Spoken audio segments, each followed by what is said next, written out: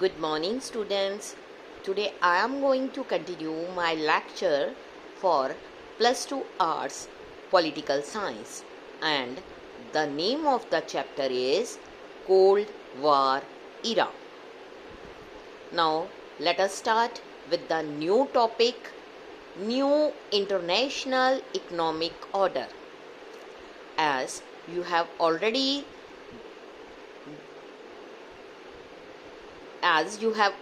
studied about non-aligned movement. Non-aligned movement is that movement which was joined by India and other 4 members, which come under the category of least developed country. These countries gain their independence from colonizations. So they want to become isolated from 2 superpower blocs, USA and USSR. Non-aligned countries were more than merely mediators during the Cold War. The challenge for most of the non-aligned countries. Number 1.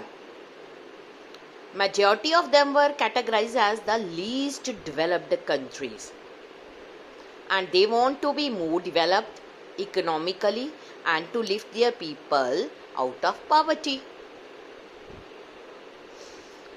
But the economic development that play an important role for these independence of new countries.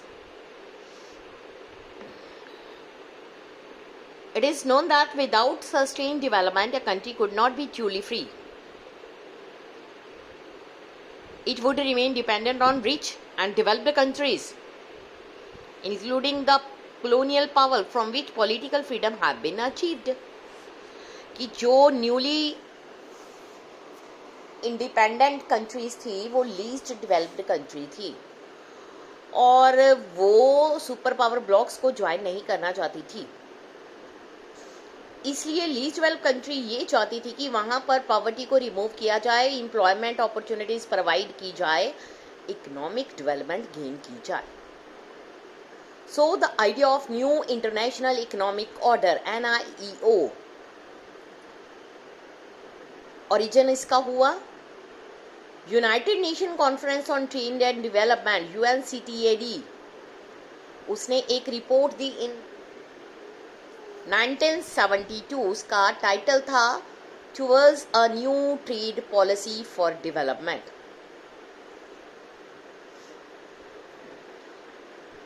इस report में global trading system के reform के लिए proposal दिए गए, such as number 1, give the least developing country control over their natural resources exploited by the developed western countries. ये कहा गया जो लीस्ट डेवलप्ड कंट्री हैं, जितने भी उनके नेचुरल रिसोर्सेज हैं उन पर उनका कंट्रोल हो जाएगा, क्योंकि वेस्टर्न कंट्रीज ने उनको बहुत ज़्यादा एक्सप्लॉइट कर दिया है. Obtain access to western markets, अपनी एक पहचान बनानी वेस्टर्न मार्केट में, सो दैट जो लीस्ट डेवलप्ड कंट्री हैं अपने प्रोडक्ट्स को सेल कर सके इंटरनेशनल मार्केट में, और जो ट्रेड है वो पुअरर कंट्रीज के लिए बेनिफिशियल हो सके. टेक्नोलॉजी की कॉस्ट को रिड्यूस करना फ्रॉम वेस्टर्न कंट्रीज से, और लीस्ट डेवलप्ड कंट्रीज को इंटरनेशनल इकोनॉमिक इंस्टीट्यूशन में एक ग्रेटर रोल प्रोवाइड करना. जो नॉन अलाइनमेंट थी उसने इकोनॉमिक इश्यूज को बहुत ज़्यादा इम्पोर्टेंस दी.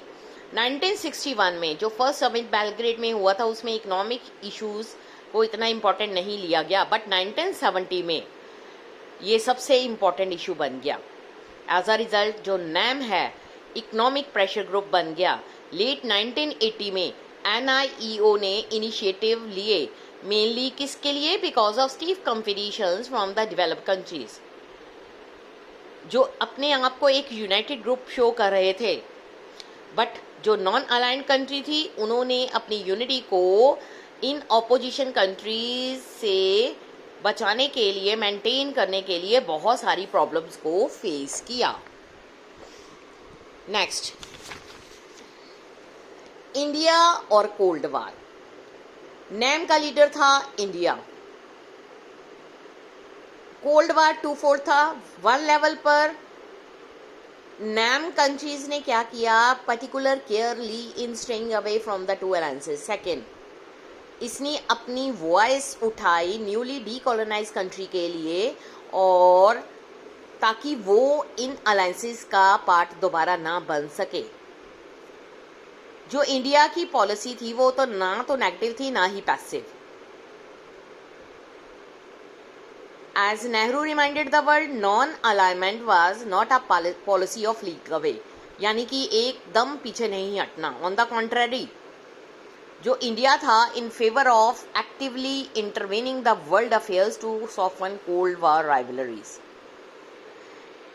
इंडिया ने पार्टिसिपेट किया ताकि कोल्ड वार राइवलरीज को कम किया जाए। इंडिया ने ये भी ट्राई किया कि जितने भी differences between the alliances and there उनको कम किया जाए, thereby prevent differences from escalating into full scale war. India ने फुल स्केल वॉर को रोकने के लिए बहुत ज़्यादा इंटरफेरेंस की। इंडियन डिप्लोमेट्स और लीडर्स जो थे ऑफन यूज्ड टू कम्युनिकेट और एक मेडिएट थे between cold war rivals such as in Korea war in early 1950। India एक मेडिएटर नहीं था, ठीक है, नाइदर पैसिव नॉर नेगेटिव। उसने राइवलरीज को रोकने के लिए, कोल्ड वार को ख़त्म करने के लिए बहुत सारे इनिशिएटिव भी लिए। ये इम्पोर्टेंट है, रिमेंबर रखना चाहिए कि इंडिया ने अपने मिशन में बहुत सारे दूसरे मेंबर्स को इन्वॉल्व किया। During the cold war India ने ट्राई किया कि जो रीजनल इंटरनेशनल ऑर्गेनाइजेशन हैं, जो अलायंसेस यूएस एंड यूएसएस द्वारा लीड किए जा रहे हैं, उनका पार्ट ना बने। नेहरू जी का repose great faith in genuine Commonwealth of free and cooperative Nations. ये रोल पॉजिटिव था, इसने कोल्ड वार को एंड करने के लिए बहुत ज्यादा रोल प्ले किया। Non alignment was not some suggest, noble international cause था, जिसमें ये था कि इंडिया का रियल इंटरेस्ट क्या है। जो नॉन अलाइंड पोस्चर था उसने इंडिया के इंटरेस्ट को डायरेक्टली सर्व किया दो तरह से। फर्स्ट, नॉन अलाइनमेंट ने अलाउ किया इंडिया को कि वो इंटरनेशनल डिसीजन में पार्टिसिपेट कर सके, and stances that served its interests rather than the interests of the superpowers and their allies. Second, जो इंडिया है हमेशा ही एबल है balance one super power against the other. अगर इंडिया ने फेल्ट किया, इग्नोर और unduly pressurised by one super power, it could tilt towards the other. कोई भी अलायंसेस जो है प्रेशर इस पर इंडिया पर नहीं डाल सकता था। जो इंडिया की नॉन अलाइनमेंट पॉलिसी थी उसको बहुत जगह पर क्रिटिसाइज किया गया। जो इंडिया की नॉन अलाइनमेंट पॉलिसी थी ये कहा गया कि ये अनप्रिंसिपल्ड है, इंटरनेशनल इंटरेस्ट के नाम पर ये गलत जा रहा है। India, it was said, often refused to take a firm stand on crucial international issues. Second, ये भी कहा गया कि जो इंडिया है इनकंसिस्टेंट है और ये कॉन्ट्राडिक्टरी पोस्चर्स को ले रहा है।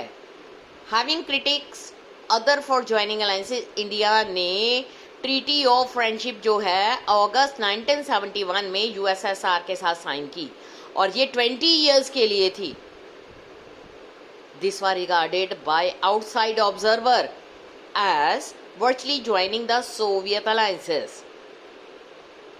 जो इंडिया की गवर्नमेंट थी उसका व्यू ये था कि इंडिया को डिप्लोमेटिक प्रोग्रेस की ज़रूरत है और इसको मिलिट्री सपोर्ट की भी ज़रूरत थी, क्योंकि जब बांग्लादेश में क्राइसिस आए थे तो काफ़ी मिलिट्री की ज़रूरत थी।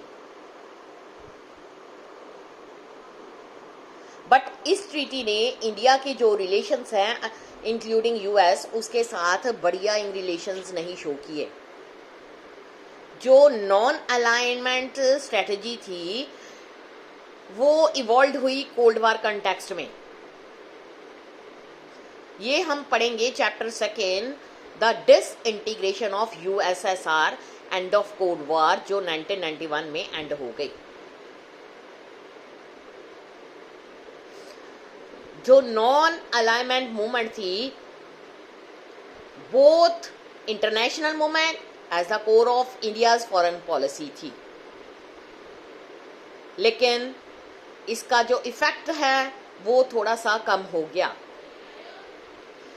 जो नॉन अलाइनमेंट मूवमेंट थी उसमें कोर वैल्यूज को शो किया गया, एंड्योरिंग आइडियाज को शो किया गया। ये बेस थी recognition that decolonized states share a historical affiliation and can become a powerful force if they come together। जितने भी डीकॉलोनाइज्ड स्टेट्स हैं अब वो पावरफुल हो सकती हैं अगर एक दूसरे के पास आए। इट मीन्स जो पुअर और जहाँ स्मॉल कंट्री थी वर्ल्ड में, वो उनको नीड नहीं थी कि वो बिग पावर को फॉलो करें, क्योंकि उन्होंने इंडिपेंडेंट फॉरेन पॉलिसी को अपना लिया था।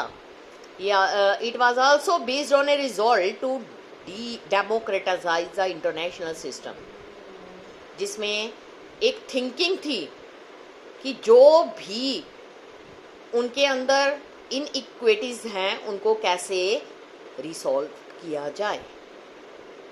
जो ये कोर आइडिया थे, रेलेवेंट थे even after the cold war was ended.